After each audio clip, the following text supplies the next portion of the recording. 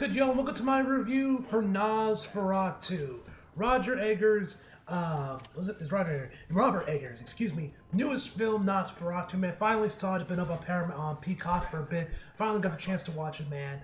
And yeah, this film is fucking incredible. Now let's get the obvious thing out of the way first. Where do I rank this in the film? Is this my new favorite one? I don't think so. This is easily my second favorite of his films, but I don't think I would make this my favorite one. I think I still like The Witch a bit more. Now, if Anya Taylor-Joy was in this like she originally was going to be, as you guys may remember, she was originally cast for the film, and I know there was another actor as well. I think that might have been who was going to play Orlok Nosferatu, or it might have been who Nicholas Hoult is playing. I forget which one it was. But I know that Anya Taylor-Joy and someone else is going to be in this movie, but both of them had to pull out due to scheduling conflicts of whatever other film that they were working on. So they both had to leave. So they both had to leave. If Anya was in this movie, then I might have this as my favorite, not gonna lie. Because, like, listen, man, you guys know me. I love vampires, so obviously, man, seeing Anya Taylor-Joy in a vampire movie, that is my dream right there. Bonus points are definitely cherry on top or whatever. That now my absolute dream one would be her being a vampire herself, man. Now that that might be my top 10 all-time favorite films. I'm just but you guys know I love Anya Taylor-Joy, and I was really looking forward to this movie, especially when she was announced to be in there, man. And I would love to see, and I would love, but I'll just say I would love her to see her in a vampire. I don't know if she's already done one, maybe that I don't know about. If she has, please leave it in the comments. But I would love to see Anya Taylor-Joy in a vampire movie at some point. But anyway, jokes aside on that one, man, this was an incredible film. As you guys know, this one was nominated for a bunch of stuff, the Oscars. I forgot if it actually won anything. Did it actually win anything on the Oscars? I forget if it actually won.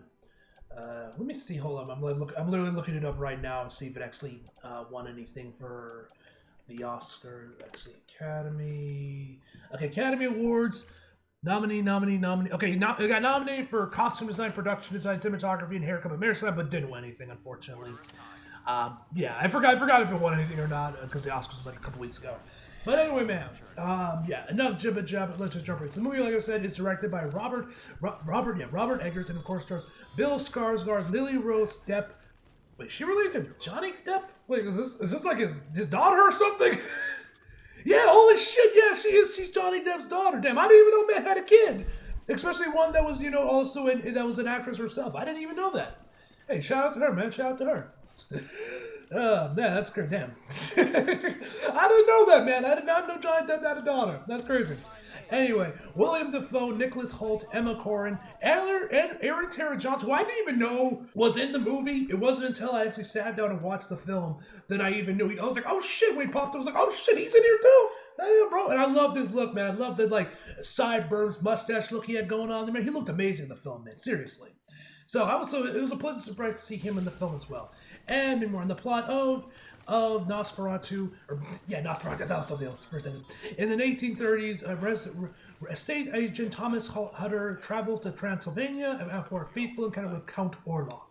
A prospective client. In his absence, Hunter's new bride Ellen has left under the care of their friends Friedrich and Anna Hardin. Plagued by horrific visions and increasing sense of dread, Ellen soon encounters an evil force that is far beyond her control. First off, man, the cast. Like as I mentioned before, you guys know Anya Taylor-Joy and someone else was going to be in this movie originally. Had to switch out, but I have to say, Lily Rose Depp. Like I said, I had no idea that she was actually that Giant Depp's kid.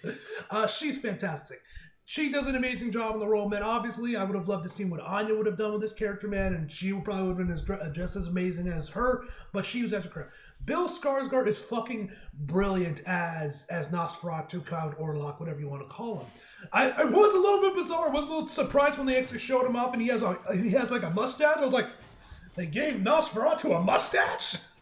I mean, don't get me wrong, it looks good, but I was just kind of like, I was not expecting them to give Count Orlok a fucking mustache. That definitely caught me off guard, but the makeup itself looks phenomenal. He looks disgusting. His flesh looks like it's rotting on his backside, like it's literally being barely hung together, man. It looked absolutely amazing, man. He does such a amazing job. I love his voice. You are my affliction. I love the way he sounds, man.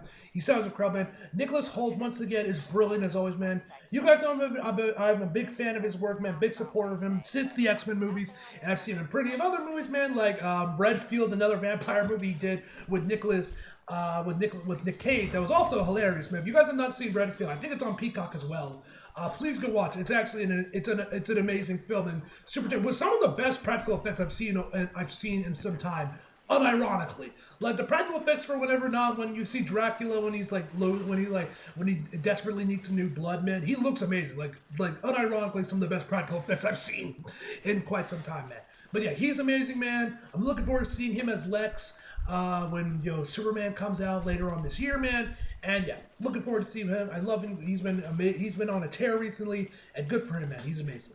Willem Dafoe, as always, is brilliant, man. He's amazing. Aaron Taylor Johnson, I thought was great as well, man. He was really good, man. Like I said, I loved his look in the movie with the mustache and the sideburns, man. Looked absolutely amazing. And the rest of the cast, man, I thought was great as well. Now, let's get the out simple. This film is beautiful. The cinematography, the production design, the costuming, makeup, everything is fucking brilliant. There's a reason this movie got nominations for all of those categories. Deservedly so, man, because the film looks fucking brilliant, man. And yeah, I cannot stress that about just how amazing the film was. When we see, the castle itself, man, it looks amazing. Now, as you guys may know, the original Nosferatu from the 1920s was an unofficial adaptation of Bram Stoker's Dracula. Because it was unofficial, it was like against the law. So they got sued, and then their whole thing was like they had to their damages was they had to burn every copy of the film and all that jazz. But of course, some of them still managed to survive, and the film has become this god tier masterpiece that it is now. I still have yet to see the original Nosferatu, man. I would love to see it, obviously. But I still haven't seen, but obviously I've seen bits of it. The same scene that probably everyone has had. Like, I did think it was kind of cool that we saw that Robert was able to squeeze in probably the most iconic shot of Nosferatu when we see Orlok climbing the stairs, walking up the stairs. We do see that scene, not in the same way as it was in the original film, but I like the way how he retooled it and brought it into the film, and I thought it was a nice little reference to see it in the film as well. So I thought it was pretty cool when we got to see it. I do like how they actually treat him like a shadow. They always keep saying oh, I'm cursed by this shadow and this shadow. Like you see a shadow overlaid on people a lot. You see a shadow the shadow of his hand or his face in the background on walls, man, or over people as he's about to take them, man. It looks like I love, like I said, one thing I thought was really cool is how they did that was the scene, like I said, where we actually see him climbing up the stairs like we do in the original film, but we see once he gets the door that Ellen is at, we actually get to see him hold with the shadow of his hand open the door with I guess the shadow of the doorknob or whatever. Maybe it was the actual door. It's pretty dark, but either way, man, looked amazing, man. Looks super cool, man. The night shots as well looked amazing. I know some of you guys may have seen. I've seen definitely some people saying from tweets, people saying that people don't know how to shoot nighttime scenes anymore in a lot of major films. This is something I've seen on Twitter a few times for certain movies.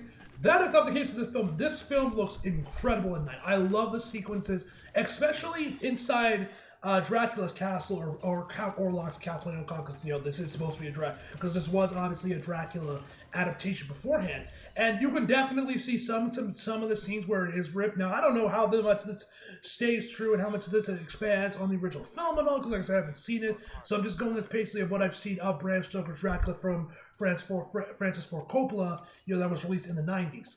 But one thing I've noticed that was definitely similar was the whole thing about the estate.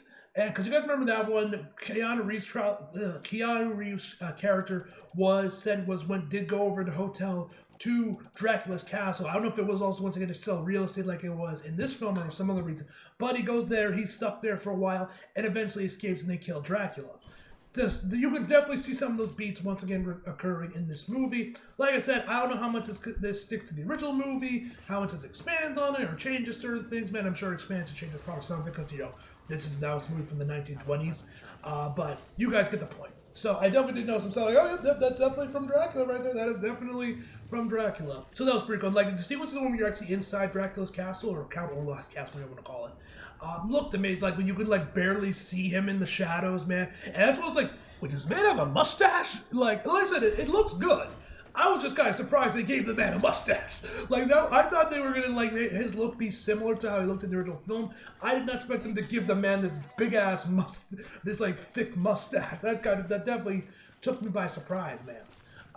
But yeah, that looked great, man. The production design, everything like I said, looked amazing, man. The performances were incredible. Music was pretty good. I don't really got much to say about that one. It was definitely very more atmospheric and didn't really, I didn't really notice really any tracks as I was watching the film. I do like that it's kind of in a different aspect ratio. Not full 4:3, but it definitely has some of the black parts on the side, which I thought was nice touch. And I also loved that the movie started with very old school logos that would probably reminisce of what you would see from a film from the 1920s, which I always thought, which I think is nice.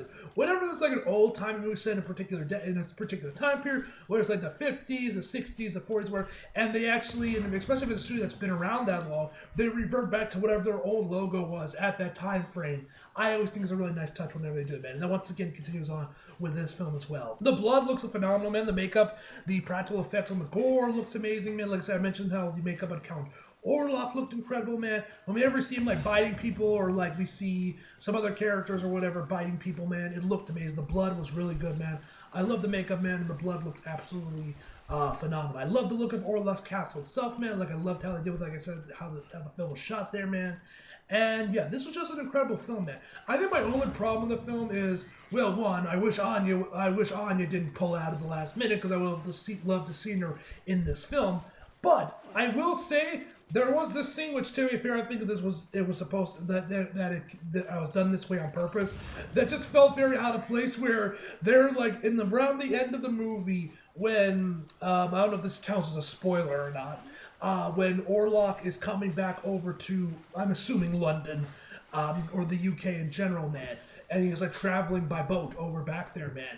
And like or I think this was after he already came there,